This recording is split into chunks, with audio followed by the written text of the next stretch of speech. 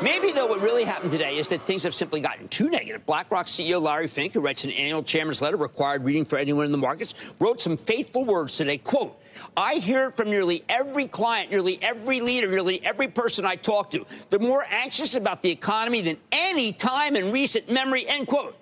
I come back and say, I believe that. I believe that wholeheartedly. But let's think about what that really means for you and me. We have declining inflation, except the president's putting on inflationary tariffs. We have incredibly low unemployment, except where it's caused by the Trump administration. We have a market that was doing extremely well last year until the Trump administration sowed a level of uncertainty that I can't recall any time since, are you ready, ski daddy, Jimmy Carter, which is the last time people were really worried about inflation, about stagflation, okay? Back then, stagflation was real. Now, Jimmy Carter, curious benchmark. Break out the cardigan sweater. I know it's a brutal comparison. You think I did it idly? I cannot think of another president in my lifetime who knocked down the stock market simply by opening his mouth than Jimmy Carter. Eureka! I have found him. So let's look at it this way. Everything about this economy is good. Everything, except one thing. We have a president who's very angry at everyone except Vladimir Putin. Well, no, maybe even Vladimir Putin. And his wrath has made investors so downcast and so negative that people have just given up. They want nothing to do with stocks, nothing to do with this world, because they're sure the White House will keep laying on the tariffs that seem to be wiping out your wealth and my wealth. In this environment, it's a wonder anyone's buying anything, unless they think that the one person who's standing in the way of a great economy, one that could have incredible growth with lowered inflation, lower oil prices, less regulation, more confidence, will finally change the stripes. If Trump can lose the anger, drop the scowl, stop diminishing our friends and rivals while making common cause with our enemies, and generally start acting like he did in his first term, well, that would be huge for the stock market. As far as the stock market is concerned, though, we need less Jimmy Carter, more Ronald Reagan. Bottom line, maybe Wednesday is a deliberation day. It's just the day when American investors may be finally liberated from the president's not-so-pro-business attitude once he gets the tariffs out of the way. Anyone who says there may be a little bit of pain before we get things right need to talk about farmers who are one crop away from bankruptcy. They don't have time, so we've got to be crisp on this implementation. Otherwise, we could do damage that's irreparable to farmers. As the president has admitted, tariffs will create pain for some businesses, and I think Wisconsin will be particularly hard hit with all the manufacturing and agricultural interests. He's used tariffs in the past effectively to get nations to do what they should have done anyway. Right now, I'll give him the benefit of the doubt, but I'm concerned. We've already heard from some of our beef processors and popcorn exporters that they're losing some market share in Europe, so it is concerning. And but I'm all for fair trade, reciprocal tariffs. I think in the end, a trade war doesn't help anybody. And that last comment came from Don Bacon, who's a congressman from a district, a swing district, one that actually Kamala Harris carried herself. And you're hearing really concerns spanning the gamut. The first senator you heard there was Senator Tom Tillis. He's a Republican from North Carolina. He's up for re-election next year. That could be a tough race. The second senator was Senator Ron Johnson, a very conservative senator. So among the different factions of the GOP, you're hearing unease, but they're willing to give Donald Trump some time to announce his plans tomorrow, to see how it is implemented, to see how far he goes. But all of them are reiterating one thing, Linda. They want some certainty in all of this as Trump continues to pull back from his plans, threatening and then decide to not go ahead with some of them. They say their constituents want certainty, the businesses do. And those 401k people who are depending, those retirees, all of that, just talking plain speak with them. Look, when this nation used to go to war, people in this country would support the war effort with their materials at home and making things for weaponry and all of that. We got to do 100% buy-in over this bumpy period. Just communicate. Kaylee, Harris, Peter Doocy asked a great question. He asked about stressed out seniors. He asked about 401ks. And I thought Caroline's framing of this was fascinating. She said, we're talking about future generations here, too, which is right. And how do you balance the interest of a future generation and having manufacturing here and a current generation that's very much concerned about their 401ks? Well, and again, I mean, I said this earlier, and I full-heartedly believe that everything's going to work out. And the markets are a snapshot, as you said, Kaylee, today compared to yesterday compared to tomorrow. The issue is going to be which generations of today are you choosing? Because those are the ones who just voted you in November. And so being transparent about what that bumpy road is going to be like and making an educated guess. Look, we have a president now that isn't whiffing anything, and he's certainly not taking unmitigated risk. He can read the road ahead and make a deal. Art of the deal. So part of that deal is making sure your shareholders, the actual people not by money but by vote, understand what's coming. And those 401k people who are depending, those retirees, all of that, just talking plain speak with them.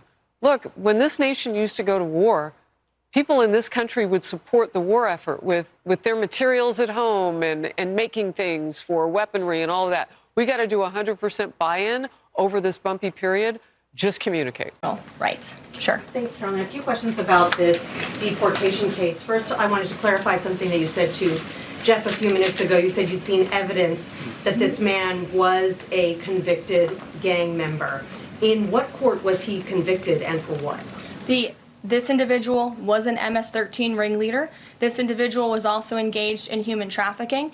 And I'm glad you brought up this point again, because I would like to point out that if you just saw the headline from the insane, failing Atlantic magazine this morning, you would think this individual was Father of the Year, living in Maryland, living a peaceful life, when that couldn't be further from the truth. They didn't even mention in the title of that article, or even in the first paragraph, that this individual is an illegal criminal who broke our nation's immigration laws. He is a leader in the brutal MS-13 gang, and he is involved in human trafficking, and now MS-13 is a designated foreign terrorist organization. Foreign terrorists have no legal protections in the United States of America, and this administration is going to continue to deport foreign terrorists and illegal criminals from our nation's interior. But a judge ordered that he should remain in this country. So are you saying that it is okay to ignore a judge's ruling if you don't like it? Who does that judge work for? He's an immigration It was an judge. immigration judge who works for the Department of Justice at the direction of the Attorney General of the United States, whose name is Pam Bondi, who has committed to eradicating MS-13 from our nation's interior. And let me tell you why we've made this commitment. MS-13, may I remind each and every one of you, is a brutal and vicious gang. They raped and strangled a 20-year-old autistic woman to death in Maryland. They hacked 4 people to death with machetes in a park on Long Island. They have kidnapped, sexually tortured, and shot a teenage girl in Texas after she insulted them, allegedly. Killed and mutilated a 17-year-old girl in Virginia, stabbing him 16 times and cutting off his hands. They beheaded and cut out the heart of a man in Washington, D.C., They raped and murdered a 13-year-old girl in California. They sex trafficked a slew of young girls, including one who was just 12 years old. Raped an 11-year-old girl in Brooklyn while her brother was in the room. Sex trafficked a 13-year-old in Maryland and Virginia, miles away from this White House, even beating her 26 times on her backside with a baseball bat. Pressured homeless New Yorkers to undergo unnecessary surgeries such as spinal fusion in order to bolster their fraudulent lawsuits. These are vicious criminals. This is a vicious gang. And I wish that the media would spend just a second of the same time you have spent trying to litigate each and every individual of this gang who has been deported from our country as the innocent Americans whose lives have been lost at the hands of these brutal criminals. We maintain our position, and very strongly so. I know it's a little bit crazy, April the 1st and all of that, but let me state the obvious. Tomorrow, April the 2nd, is meant to be this huge day where the administration is planning all types of things around the subject of tariffs. I've noticed one thing. Without sounding patronising, why have the only people that have been commenting on this, if they're not politicians, there are people who are extremely, how should we say, well off, billionaires, extremely rich. Why are those the people that the tariffs seem to be, they're the only ones whose opinions count? I've not seen them do anything, I don't know, as random as going to a train station, a supermarket, even old school, person on the street. What do you think? None of that. Bearing in mind the level of communications you can do now, you can go on social media, you can call people.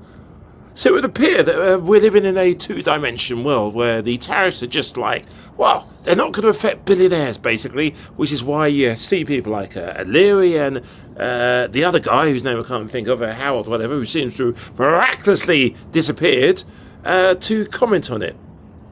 What I would say, though, by the way, you've got a day left. If you're thinking of buying, how should we say, French cheese, foreign wine, something from Canada, anything which isn't made in America, get it in now. Like, the countdown started, because in 24 hours I think everything's going to be hugely well, more money. That being said, I wonder how much of it is bluff and bluster by the leader of the administration, one Trump, and how much of it will actually go through. And this is the bottom line that I don't really understand, is totally turkeys for Thanksgiving. The MAGAs are out there getting ready to celebrate Tariff Wednesday. Oh God, they seriously are, and they don't grasp a basic. It would affect them. I think somehow they think they got, like when you play Monopoly, you get a get out of jail free card. The tariffs are not coming for me. I'm Teflon. The tariffs won't affect me. Good luck. For the rest of us, newsflash, these guys are incompetent. They don't know what they're doing. I mean, we hired a weekend Fox News host with no diplomatic or management experience, with a checkered personal history of abuse and alcoholism, to be our chief national security official. And it's going very badly. I don't know that anybody could have seen this coming. The reality is that, these revelations are really worrying, but, their contempt for remediation is even more worrying. They opened and closed an investigation in about 48 hours. They haven't announced any change in practice. For all they know, they're continuing to conduct sensitive business on Signal or on Gmail. For all we know, they are continuing to include non-administration officials on those message threads. So you recently bought a Tesla for White House staff to use, but now there's all these domestic terrorists targeting Teslas. Are the staff scared to drive it? I don't think so. I haven't heard. They were complaining. I did buy one, and I let the staff use it. We have it parked conveniently, and one day we give it to Margot, one day we give it to Chamberlain, give it to Natalie, we give it to everybody around, give it to Dan Scavino, but he's got so much money it doesn't matter. But they love the car, and it's a great car, and it's made here, and it's made in the country. He's got a tremendous plant now in Texas, and he has one in California. Does a lot of his work here, and he's been really unfairly treated, in my opinion. I travel. And yeah. There's this other story. Mar-a-Lago all face, bollocks and no substance. Or was that Botox and no substance? Troops gather around for the glitzy, the glamorous, the utterly superficial saga of Mar-a-Lago's finest. I'm being sarcastic. Pam Bondi and Kristi Noem. Here comes the dog killer. Welcome to the show where the stakes are low, but the Botox is high. Yes, Mar-a-Lago all face. I think it's part of the administration. Let's start with Pam Bondi, the once and future queen of the courtroom, who's now, get this, spearheading a crackdown on those pesky, frivolous lawsuits against the government. Oh, really? She's not just stopping there. She's been appointed to clean up the DOJ. A place surely overwhelmed by all of those dangerous school board parents and pro-life activists. Deep state!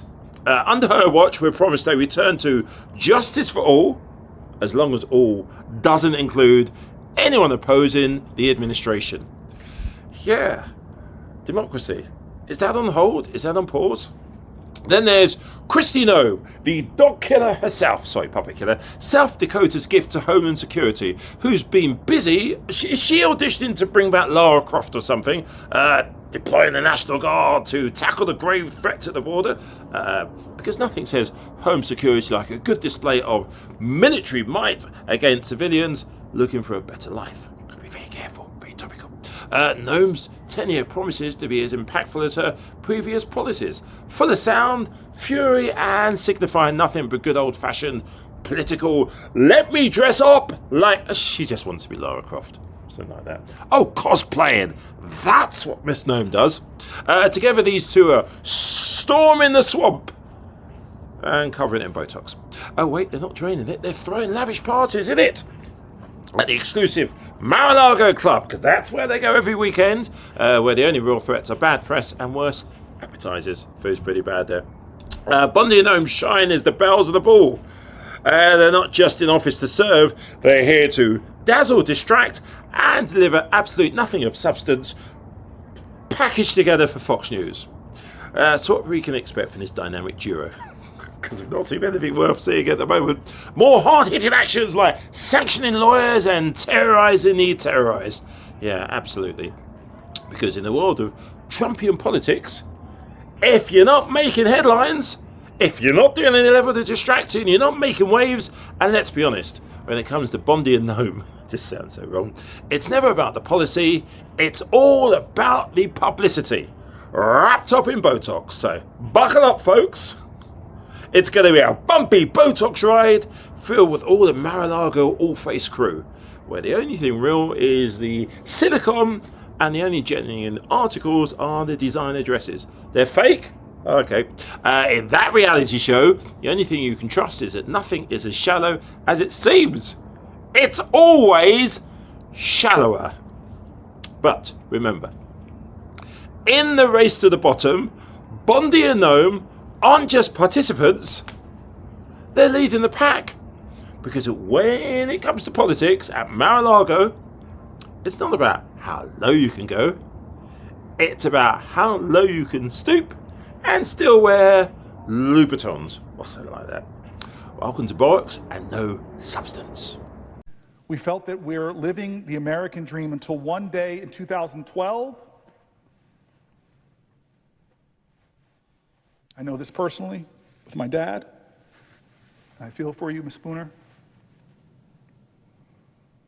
Till one day in 2012, I was diagnosed with Parkinson's disease. Parkinson's is a degenerate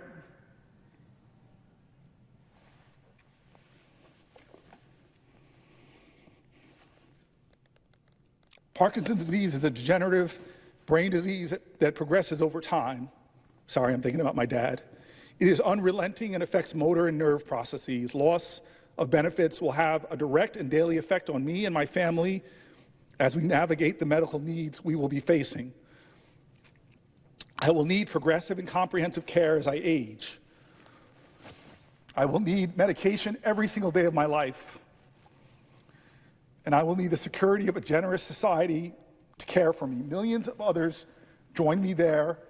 Please, Senator Booker, please protect my Social Security. I just thank God that my mom had the resources to take care of my dad. And I watched that degenerative disease take from his life for 20 years and how much it cost, the thousands of dollars it cost my mom to take care of him. I know my friend Andy Kim, who's in the Senate right now, is facing health challenges with his father. I know so many people personally whose parents have Alzheimer's. I know so many Americans who are not powerful, they're not rich. I know so many Americans who live in fear every day that one little thing will happen to them that will destabilize their financial well-being. And now those millions of Americans, because of a president and a man named Musk, are driving fear into them, are whacking away the people that answer phones, are firing the people in an agency that already was struggling with wait times, that already was struggling with slow response times. These people who are hanging on by a thread in their lives are facing the people they love the most, who are struggling with the diseases that so many of us in this body have been affected by. They are now worried. They're writing me letters with words like fear and terror. They're talking about staying up at night and not being able to sleep because they don't have a president that comforts them. They have a president that talks down to them, that lies about the services that they rely on. What is this? It is not normal. It is not normal. This is America. How can the most powerful people in our land not comfort others, not tell them they have nothing to fear but fear itself, not tell them to have malice towards none but have charity towards all? What kind of man is in our White House that makes fun of the disabled, who lies so much that the fact checkers lose count, that minimizes the pain and the suffering? Where you have cabinet secretaries that are billionaires themselves that say, if my mom misses a Social Security check, but if somebody else complains about it, they're probably a fraudster. These people are not fraudsters. They're hurting. They're afraid. They're worried. For God's sake, this is America.